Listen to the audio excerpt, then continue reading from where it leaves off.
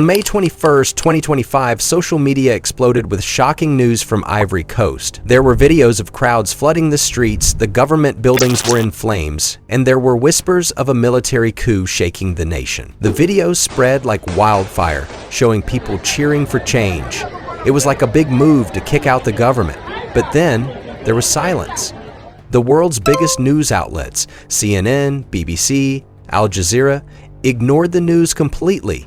No headlines, no breaking news, just silence. It was as if someone wanted this story buried. Why would they want to hide something this big? What are they not telling us? Well, behind this media blackout lies a story they don't want you to hear. One of hidden agendas, political games, and a people fighting to be heard. What is the real truth behind the coup, and why is the world trying to keep it quiet? You are about to find out. Let's start with what happened on May 21st, 2025. That morning, social media was filled with shocking news from Ivory Coast. People shared videos and posts about chaos in Abidjan, the biggest city in Ivory Coast.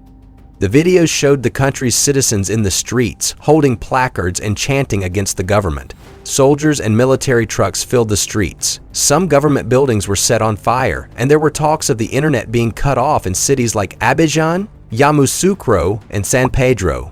There were even posts claiming 33 people died in fights between May 19th and 20th. The big word everyone was using was coup, that there was a plan by some people to take over the government by force.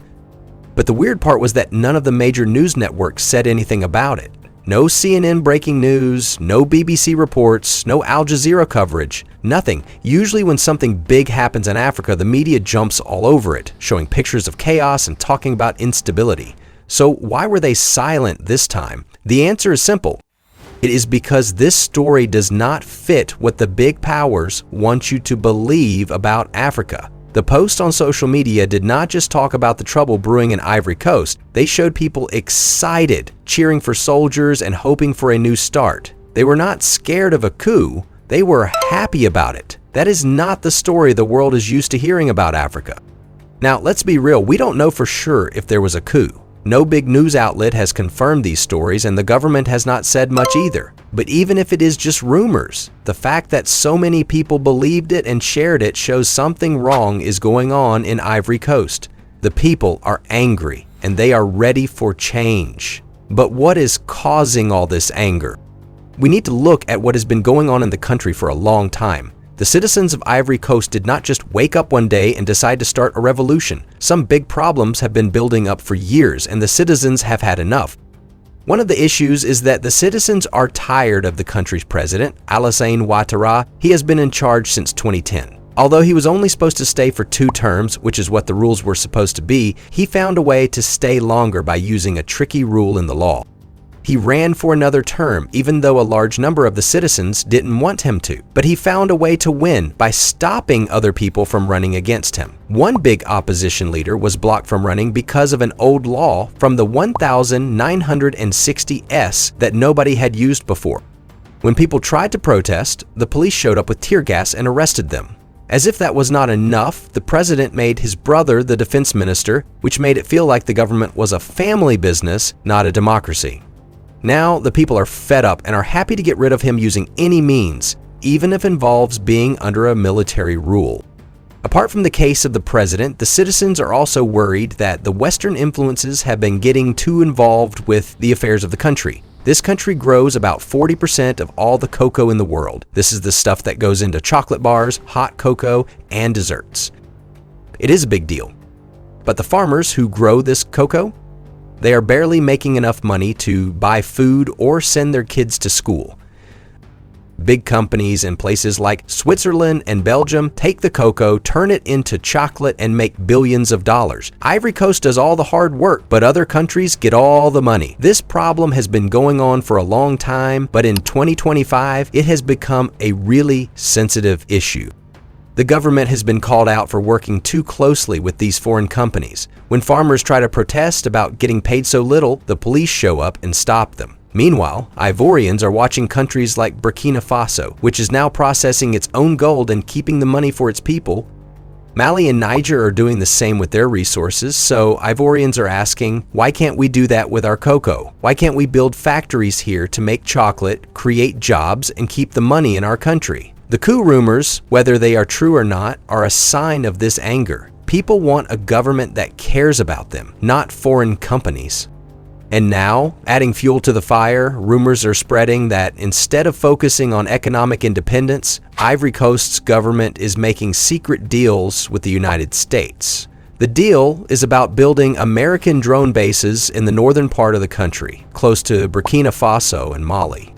These drones are not just for looking around, they would be used to spy on countries like Burkina Faso, Mali, and Niger, which are part of a group called the Alliance of Sahel States. These are the countries that have told foreign armies to leave their countries and are taking control of their own resources, like gold and minerals.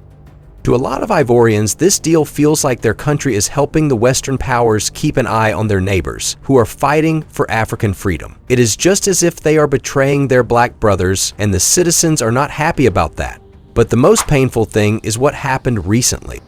On April 3, 2025, a top U.S. military general, Michael Langley, went to a Senate meeting in the U.S. and said something that got Africans really mad. He accused the leader of Burkina Faso, Ibrahim Traore, of using his country's gold to stay in power. This leader is a hero to many people in Africa. He took back his country's gold mines, built refineries to process the gold, and teamed up with Mali and Niger to stand up to foreign countries. Chairman, I see this and I don't mind calling them out, but Captain Traoré and Burkina Faso, as they know that both, whether it's their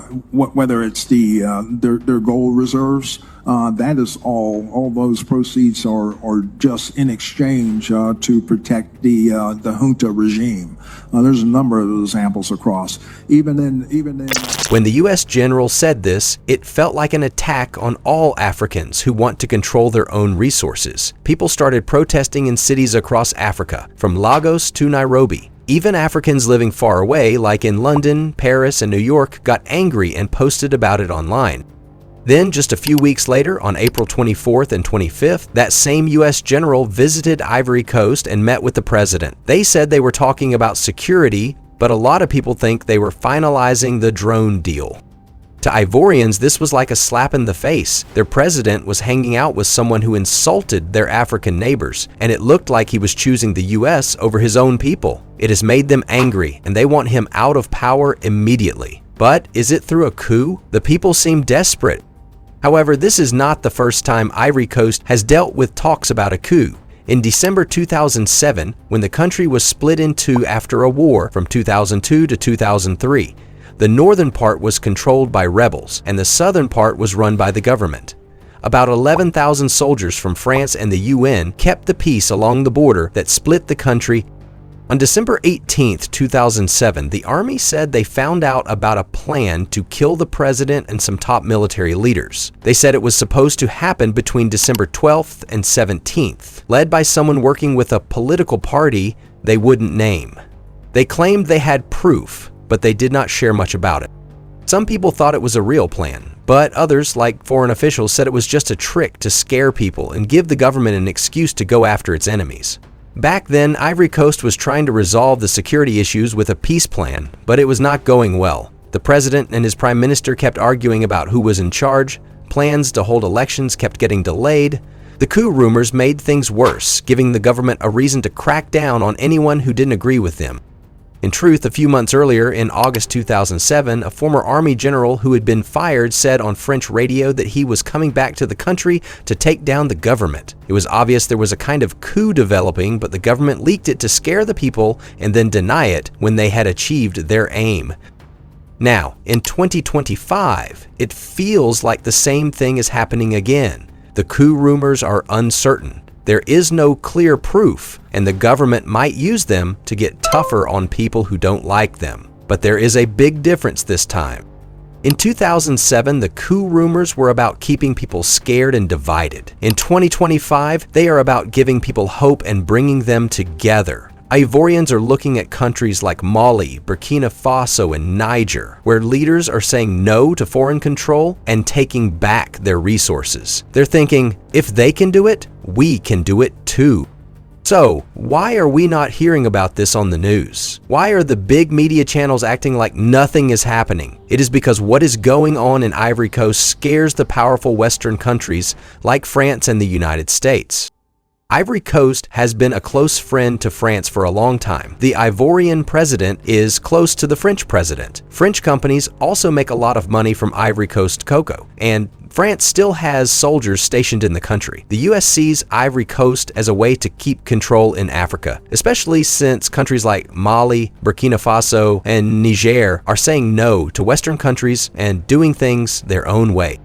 If Ivory Coast changes, whether it is a coup or a big protest, it could start a chain reaction across Africa. Mali has already kicked out French soldiers. Burkina Faso has taken back its gold mines. Niger did the same. Chad stopped its military deal with France. Senegal is talking about closing foreign bases. If Ivory Coast, one of France's best allies, joins this movement, it could be a disaster for the West.